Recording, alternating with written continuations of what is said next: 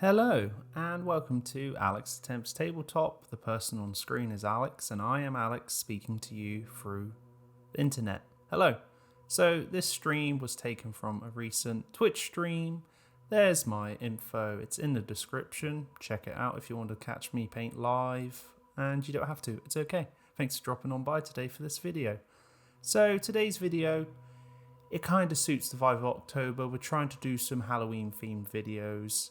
And it's attempting to paint Grimdark paint styles. Now, I'm not going to do this video as a how to paint because I don't think I'm doing it properly right, but also I like the result I got. So we're going to kind of just go with the flow, have a kind of conversation, talk through it. I will still say what I kind of did and what I thought worked and what didn't work. So essentially, I guess this can be described as Blanchitsu.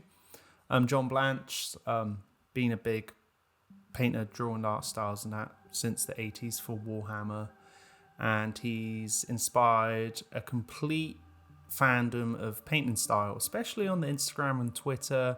There's loads of people who paint in the Grimdark paint style, and I've always looked at it and gone, oh, that looks cool. And on this stream, which was kind of mess around Friday, sometimes I just stream and do what I want to do. And that's what we did. So we're going to do a Stormcast in this video today. And what I did is actually a Stormcast sequitur. I cut off the kind of metal parts to the helmet. I got rid of the sills and parchments to this model because I was like, oh, they look a bit too upbeat. I want to make it look a bit more, I know it sounds bad, grimdark. So I got rid of like the shield logo and it looks a bit more beat up and brutal. And I then primed this model with lead belcher, I dry brushed with Necron compound, and I started to apply a bunch of washes on this. So it's the classic Agrax Earth shade with sepia. Let that dry. And then I actually did a bit of contrast. I just did like a light yellow contrast. It's like an Avalanche sunset, but then I mixed it down with a Lannian medium. So now we've got to the point where I applied a bit of colour, because even though this model was going to be very dimmed down, not so colourful, kind of grimdark, we're going to hear that term a lot. Can you tell me how many times I said grimdark starting from now? Let me know. That'd be a nice thing to read in the comments. So I applied a red. It was actually red from the Vallejo range. Can't remember the color of it, but that's okay because this isn't paint guide. I'm just speaking to you, and for some reason I'm comparing a tech priest to it. I think it was the colors or something. I need to do like 3 layers of this red on this model because the transparency with the silver was just coming through. So my plan was to have the red robes as the one sticking out color for this model, and then the rest would be a kind of dulled down, grimy silver. And I originally wasn't going to highlight the red. I was just going to bang on a bunch of washes. But then later on, I kind of clock on and go, oh, this is too flat. And even though you could say, oh, it's grim dark, it's got to be dull and that, you need some brightness to a model to help it pop. And I stumbled upon it by accident because I missed the spot of the red. And then I painted a bit on like the strap, and I was like, oh, well, that sticks out a bit, but it worked. It wasn't like too in your face. And I was like, yeah, we're going to highlight this red. And for the robes, I literally applied none oil twice, and then I did a bit of Agrax Earth shade over. As you can see on the camera, a great painting tip: use a hairdryer. It speeds up the drying process. Just don't melt the model, because that's awkward. It is quite an awkward situation when you're looking at a model, and then the next minute it's melted slightly. So be careful with the hair dryers, and be careful when you use a hairdryer on your hair. So back to model painting. I'm still applying on washes. It's hard to compact down a 3-hour stream into a 10-minute video. It's actually quite a challenge. So here as well, as you saw me, I was picking out some silver bits, but that was mainly on the hammer head because I wanted it to be a bit brighter than the rest of the silver. But now I'm literally going over with the same red I used on the robes, and now I've left the stream. So I've probably gone bathroom or to check on my cat. So you can probably look at us and go, pre-production Alex, why don't you just snippet this part up? As you can tell by my voice, I'm a bit ill. I've been busy the last 2 weeks, travelling to family weddings, then coming back working, then flying up and down England, and I am so tired. But I feel bad for not getting a video. There, I'm back at the table now. I'm chugging some beer because I'm so professional. So back to highlighting that red. Highlighting, it's really chill. You just pick out high edges. I always say with highlighting, less is more.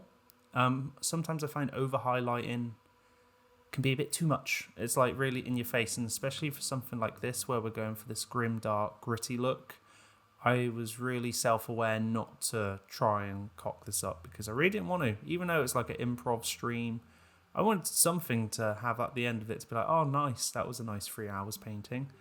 And these robes are actually really nicely sculpted to go around highlighting. There's like 2 types of robes to me. Nicely sculpted robes where there's like nice flows and creases where you can just pick up the edge of the bottom of your brush. And then you get those flat robes where you have to put like little inlays in.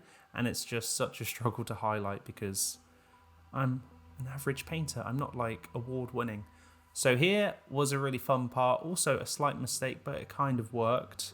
I applied AK Interactive Streak and Grime all over the armour, and I shook it, but I wish I shook it more because I felt like it actually went on more as a wash.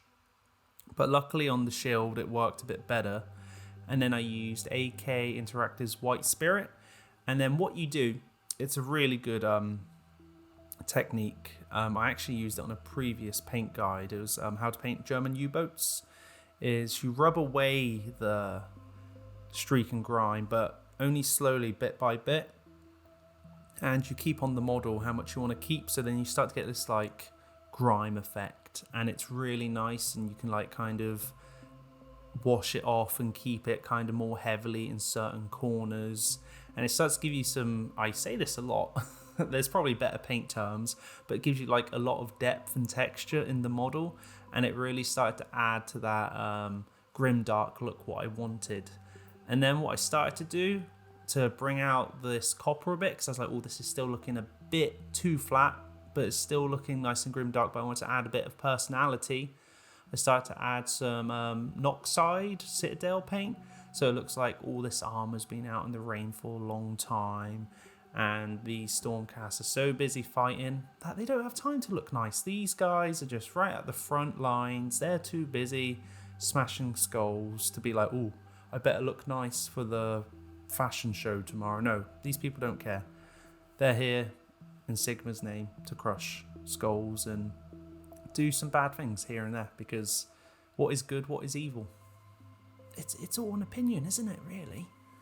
But yeah, so I just start applying it in like little corners of the armor panels where I feel like the greases and oils would build up, and then I would use that Noxide. So at this point, I'm looking at the model and I'm like, this is looking quite nice, but it needs a bit more pop. And there's only one thing what I think could fix this model, making it look more grimdark.